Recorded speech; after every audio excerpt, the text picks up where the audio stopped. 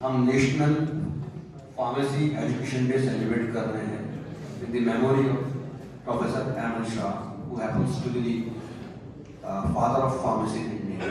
और थीम जो है इट इज फार्मा अन्वेषण। आप मुझे बताएंगे अन्वेषण को इंग्लिश में क्या बोलते हैं? कोई भी? हाँ बताओ बेटा।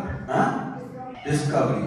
और हम इसको रिसर्च भी बोल सकते हैं क्योंकि डिस्कवरी किससे होगी? रिसर्च से।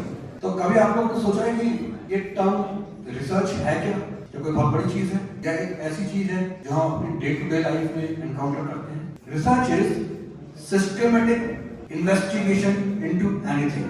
किसी भी चीज में एक क्रमबद्ध उसका अध्ययन करना। आपके घर में खाना कौन बनाता है? मम्मी बनाती है। कभी देखा जीरा डालेंगी, फिर उसमें हल्दी डालेंगी, फिर गरम मसाला डालेंगे। ऐसा क्यों? कभी सोचा? हमें जीरे से क्या मिल रहा है? असेंशियल है। हल्दी से क्या मिल रहा है? कर्कुमिन। और जो कर्कुमिन है वो हमारे इंटेस्टाइन से अब्सॉर्ब नहीं होता और जो पिपरीन है वो उसके बायोएक्टिविटी में मदद करती है, उसके एब्जॉर्प्शन में मदद करती है। तो ऐसा कब से हो रहा है? हजारों साल से हो रहा है हमारे घरों में, लेकिन हमने कभी उसको ऑब्जर्व ही नहीं किया। यानी कि रिसर्च जो है वो कहीं कोई बड़ी चीज नहीं है, वो हमारे आसपास हो रही चीजें हैं अगर हम उसको समझने की कोशिश करें। आपकी मम्मी की क्या क्वालिफिकेशन है? क्या वो बीफार्म है या एमबीबीएस है? नहीं है ना, लेकिन उनको ये चीज मालूम है क्योंकि वो उसकी प्रैक्टिस कर रही है। अब दूसरी चीज, as a student of pharmacy आप क्या कंट्रीब्यूट कर सकते हो रिसर्च में? मैंने बताया कि सिस्टमैटिक इन्वेस्टिगेशन आनी चाहिए। तो कितनी तरह की रिसर्च हो सकती है? आपने 12th में न्यूटन के लॉ पढ़े थे, थर्मोडायनामिक्स के लॉ पढ़े थे, चाइनीज थे। Why? Because there are around 700 formulas or medications which are given in Chinese monograph, Chinese integrated medicine monograph। उन्होंने क्या किया? उन सारी मेडिसिन को स्टैंडर्डाइज कर दिया, सारे इंग्रेडिएंट्स को स्टैंडर्डाइज कर दिया, so they become active, potent and उनके इफेक्ट्स आ रहे हैं। तो 60% of the Chinese people they prefer to be treated by their own indigenous medicine system. In a country we have the oldest medicine system, that is Ayurveda, but this is ignored because most of the medicine which are available in the market, they are not standardized. So whatever the text say ki this is used in the treatment of this disease or that disorder, but since it is not standardized, the quantity of the activity is not fixed, it may or may not produce the desired effect. And because of this, more than 90% of the people, they prefer to be treated by the allopathic system of medicine, which is only 300 year old, सिर्फ 300 साल पुराना। तो आपको लगता नहीं कि हमारे सामने कितनी बड़ी क्या कहते हैं एक अपॉर्चुनिटी है रिसर्च करने की, आगे बढ़ने की, अपने सिस्टम ऑफ मेडिसिन को स्टैंडर्डाइज करने की, क्योंकि ये अगर हम सब कुछ कर पाएंगे तो आज की डेट में जो फॉरेन करेंसी हमारी बाहर जा रही है, जो हम रॉयल्टी पे करते हैं उन मेडिसिन के लिए जो कि बाहर डेवलप होती हैं, वो हम अपनी को डेवलप कर रहे हो। ये चीज बहुत जरूरी है। ये एप्टीट्यूड आपके अंदर है, बस एटीट्यूड लाने की जरूरत है। पता है कि नहीं? हाथ खड़ा करिए। किसी को नहीं मालूम। आप जानिए कि एक व्यक्ति जिसको आप कह रहे हो कि आप पितामह हो फार्मेसी के इस देश में, और वो उनमें वो बात थी कि इस देश को फार्मेसी के फील्ड में कैसे आगे ले जाना है, कैसे वो ले जा सकते हैं, ये सारी बातें कैसे आई होंगी उनके अंदर, कहां से उन्होंने सुने हैं हमें पढ़ना चाहिए, ऐसा होना चाहिए। 1902 में वो पैदा हुए, 1920 में उन्होंने इंटरमीडिएट किया, बिहार के दरभंगा में उनका जन्म हुआ। उसके बाद उस जमाने में एकमात्र जो जगह थी नॉर्थ इंडिया में पढ़ने के लिए वो थी बीएचयू इंजीनियरिंग कॉलेज में उन्होंने दाखिला लिया और दाखिला लेने के 1 साल बाद ही उन्हें निकाल भी दिया गया क्योंकि जो अंग्रेज मास्टर साहब थे उनकी शान में गुस्ताखी कर गए। जो प्रिंसिपल थे उस समय, उस ब्रिटिश राज के दौरान उनकी शान में गुस्ताखी हो गई। तो फिर उसके बाद उन्होंने इंडिया से बाहर गए, चाइना गए, जापान गए, घूम फिर के फिर वो यूएसए गए। यूएसए में उन्होंने डिग्री ली, arts, AB degree, bachelor of arts, जिसमें केमिस्ट्री पढ़ी उन्होंने, है ना मजेदार बात, bachelor of arts with chemistry. उसके बाद पोस्ट ग्रेजुएशन उन्होंने दो चीजों में किया, केमिस्ट्री और माइक्रोबायोलॉजी, मैसाचुसेट्स इंस्टीट्यूट। आप सब जानते हैं, नाम सुना है आपने? हैं? मुझे भी गर्व है कि मेरा एक पढ़ाया हुआ बच्चा जिसको मैंने बी.फार्म में पढ़ाया था, वो हार्वर्ड मेडिकल कॉलेज भी गया, medical school as a neuro scientist, और मैसाचुसेट्स इंस्टीट्यूट्स में भी वो गए, और he is a very good researcher, he is working. तो मतलब ये सब आप भी कर सकते हैं, ठीक है, इसलिए बता रहा हूं, है ना। गुरु तो यही रहता है सिखाने के लिए, लेकिन बच्चे बहुत आगे बढ़ते हैं और गुरु को बड़ा गर्व होता है कि यार मेरा बनाया वो बच्चा वहां पहुंच रहा है, देखो बहुत अच्छा, उससे आगे निकल गया, ठीक है। हम बात करते हैं कि ये इंडिया वापस लौटे। He started his journey in a industry, Birla brothers नाम की एक कंपनी थी, Birla brothers. He started his job, 6 महीने उन्होंने काम किया, करना चाहते थे देश के लिए। ही केम बैक डिस्पाइट के यूएसए में रह के, मैसाचुसेट्स से ग्रेजुएट थे, पोस्ट ग्रेजुएट थे, 6 महीने उन्होंने काम भी करा, ये अपनी जिंदगी वहां कर सकते थे, लेकिन इन्होंने वहां पर वो सीखा कि फार्मा इंडस्ट्री किस तरह से ग्रो करती है, केमिकल इंडस्ट्री क्या है, फार्मा क्या है। जिस जमाने में जब ये graduated, it's only the chemistry, कि आपने केमिकली सिंथेसाइज करा, वो ड्रग आपने बनाई, वो आपने देखा उसका ह्यूमन पे यूज कैसा हो।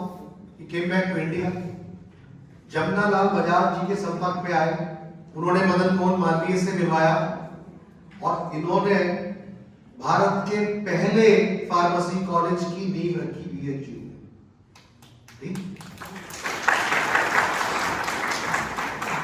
एक आजाद भारत से पहले इन्होंने पहले फार्मेसी कॉलेज की नींव रखी, पहले एजुकेशनिस्ट बने जो कि फार्मासिस्ट नहीं थे, लेकिन वो इस बात को समझे कि इस देश में करोड़ों लोग रहते हैं और हमें अपने लिए कुछ करना चाहिए, सीखना चाहिए। वो एक जज्बा, वो सोच थी, इसीलिए इन्हें पितामह कहा जाता है कि भारत में फार्मेसी इंडस्ट्री की नींव रखी, ठीक है। और पहली बार ही इन्होंने, उस जमाने में उत्तर प्रदेश में एक यूनाइटेड प्रोविंस हुआ करता था, उत्तर प्रदेश का नाम जो है यूपी नहीं था, उत्तर प्रदेश नहीं था, यूनाइटेड प्रोविंस था अंग्रेजों के जमाने में। तो he started United province pharmacy association, later it will converted to the UP Pharmacists Association, and finally it converted to the IPA, आपने नाम सुना होगा, Indian Pharmacy Association। So he started all these things। ये सारे बच्चे first year और second year से, बात नहीं, वो शुरुआत यहाँ से हुई, और सीनियर्स को इस बात पे गौर करना चाहिए कि वो यहाँ क्यों नहीं है, क्योंकि इंडस्ट्री फेस उनको करना है।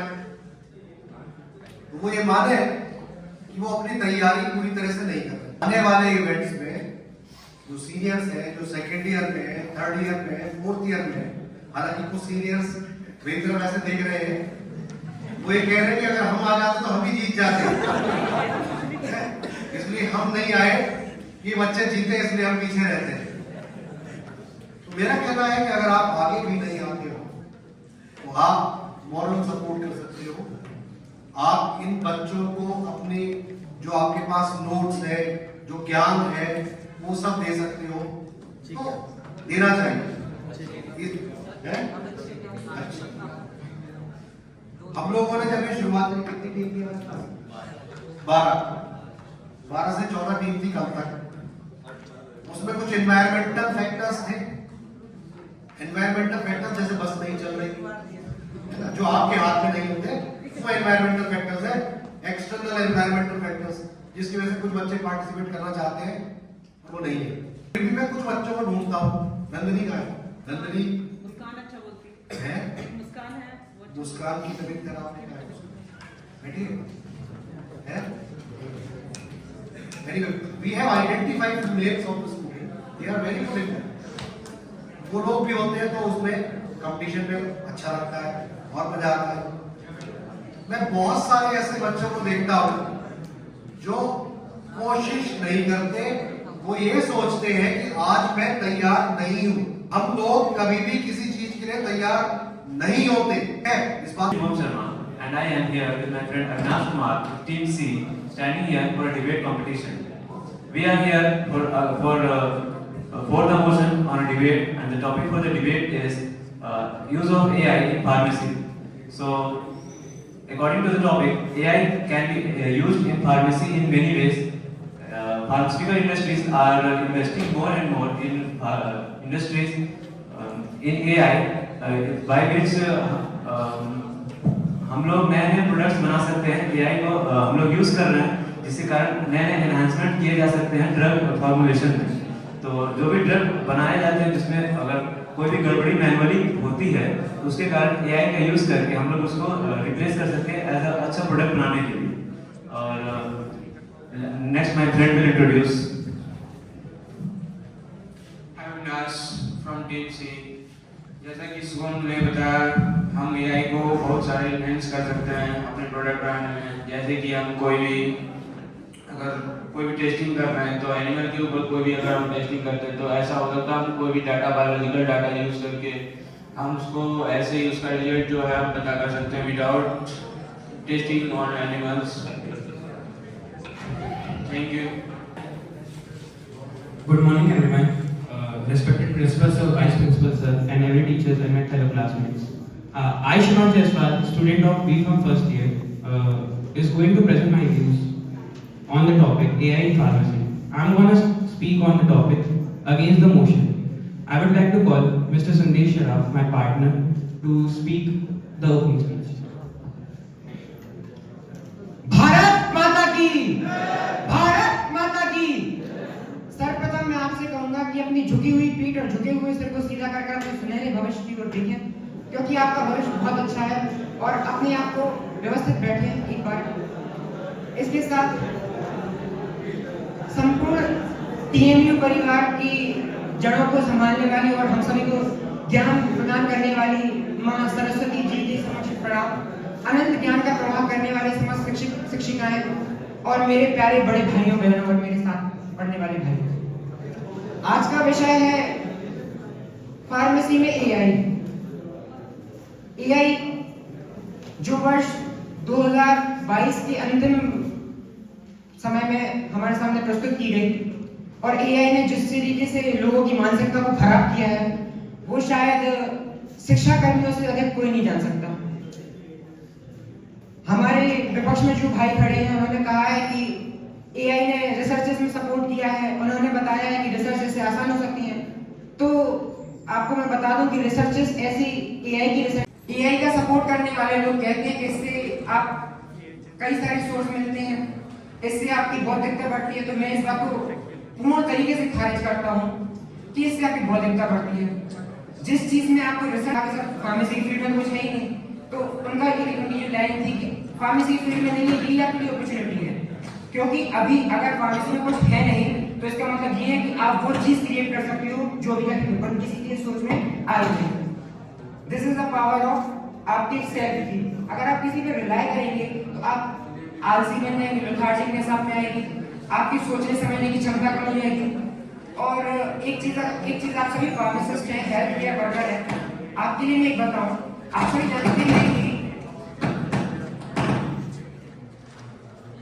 जानते हैं कि जिस शरीर में अगर हम शरीर को उपयोग ना करें तो शरीर की क्षमताएं धीरे धीरे करके कम होती जाती हैं। अगर आप अपनी सोचने समझने की क्षमता का उपयोग नहीं करेंगे तो क्या आप उस तरीके से सोच पाएंगे जिस तरीके से आपका पहला भूतकाल था। कोरोना वायरस में लोगों ने अपने आप को इतना डेड कर दिया है, सोचने समझने की क्षमता को पूरा गिरा दिया है। और उसके बाद एआई का आना जिसने हमारी सोचने समझने की क्षमता को पूरा नष्ट कर दिया है। हम लोग AI का यूज करके काफी कुछ कर सकते हैं, एज लाइक कि हम लोग एफिशिएंसी इंक्रीज कर सकते हैं, जिसमें कि डेटा एंट्री या फिर प्रिस्क्रिप्शन फिलिंग जो भी होता है उसके कारण जो भी फार्मासिस्ट होता है उसका टाइम बचता है, जिसके कारण वो अपना टाइम दूसरे पेशेंट्स को दे सकता है। और एक कंपनी है जॉनसन एंड जॉनसन जो कि फार्मास्यूटिकल कंपनी है, वो एक AI कंपनी के साथ कोलैब किया था और उसने एक प्रोडक्ट बनाया मोनार्च। वो मोनार्च प्रोडक्ट का यूज किया गया लिवर कैंसर के ट्रीटमेंट में, और लिवर मोनार्च डिटेक्ट करता है, डायग्नोस करता है और ट्रीट करता है जो भी लिवर कैंसर होता है। तो एक ये बहुत बड़ा यूज है AI का फार्मास्यूटिकल इंडस्ट्री में, जिसके कारण हम लोग AI को एज अ इन फ्यूचर देख सकते हैं कि हमारे बहुत सारे यूज में काम किया जा सकता है। नेक्स्ट कंपनी है एक सैनोफी कंपनी, जो कि एक AI कंपनी के साथ इन्वेस्ट किया था और उसने एक जेनेटिक डिजीज को खत्म करने के लिए अभी ट्रीटमेंट का एल्गोरिथम बना रहा है। तो इन फ्यूचर बहुत सारे फार्मास्यूटिकल इंडस्ट्री कोलैब कर रहे हैं AI के साथ और नए नए प्रोडक्ट बना रहे हैं। एक सर्वे के दौरान हमें पता लगा था कि 2019 में फार्मास्यूटिकल इंडस्ट्री $83 बिलियन का इन्वेस्टमेंट किया था AI में। तो इन फ्यूचर हमें ये देखने को मिल सकता है कि फार्मास्यूटिकल इंडस्ट्री काफी ज्यादा इन्वेस्टमेंट कर रही है AI में। AI एक तरह से हमारे लिए बेनिफिशियल इसलिए है क्योंकि ये टाइम को बहुत रिड्यूस करता है, जिसके कारण दूसरे पेशेंट पे फोकस किया जा सकता है। अगर कोई भी मैन्युफैक्चरिंग कोई मेडिसिन को मैन्युफैक्चर कर रहे हैं तो मैन्युफैक्चरिंग में अगर सैंपल का टेस्टिंग करना होता है तो सैंपल को निकाल के उसका pH टेम्परेचर वगैरह चेक करते हैं, तो इसमें चांस ये है कि उस सैंपल में मॉइस्चर जा सकता है। The topic importance of AI in pharmacy. As you know, pharmacy is a very diverse field in which we can retrieve information of any kind. Rather, it can be like images, data regarding any journal in a short summarized way. Good morning, all of you. My name is Tanvir Alam. I will give one example of therapy through AI can do better diagnosis. With the depression and anxiety, a patient is suffering from depression and anxiety. A biological diagnosis possible is AI is much better way. A psychiatrist diagnose through a silent symptoms. A psychiatrist only can diagnose through a silent symptoms if a patient is suffering from depression and anxiety. But AI can diagnose with the AI know everything through 15 years or 15 साल पहले भी आपने क्या किया क्या नहीं किया AI को सब पता है, बट साइकियाट्रिस्ट को बस साइन सिम्टम्स पता है। Thank you. I would also like to tell some applications of how AI is helping in pharmacy. So the first application right now is maintaining of health record, medical records. Like Google has invented,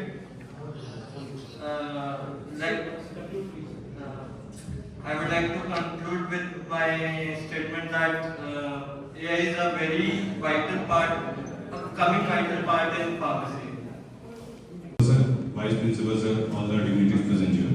Today, I, Vivek Shronga and my teammate Jalsa Samia are present here to present our views on topic use of AI or importance of AI. It's our job, obviously, because research who does art. AI is our innovation, not he or she. AI can innovate. That's the point. And the potential misuse that can done by the AI. AI can drug design in the following matters that we will get that information as a pharmacist by identifying the disease and all. But AI cannot do this. AI only works on our algorithm. That's the main point. And on dark web, everyone knows about dark web. इस पे कुछ भी हो सकता है, हम कुछ भी कर सकते हैं, लेकिन अगर हम वहीं पर आते हैं कि डार्क वेब पे कोई ऐसी नार्कोटिक्स फैल गई जो हम अनट्रेसेबल है, तो वो बिक सकती है और एक टाइप को हमारे हेल्थ के लिए काफी डेंजरस भी हो सकती है। तो अगर हम वो देखें तो AI काफी डेंजरस है। The most feared cause of use of AI is that increase in unemployment. Job replacement has been done and industrial human labor is being replaced with AI-powered machineries and robots. होता ही है कि AI powered से बहुत सारे machineries replace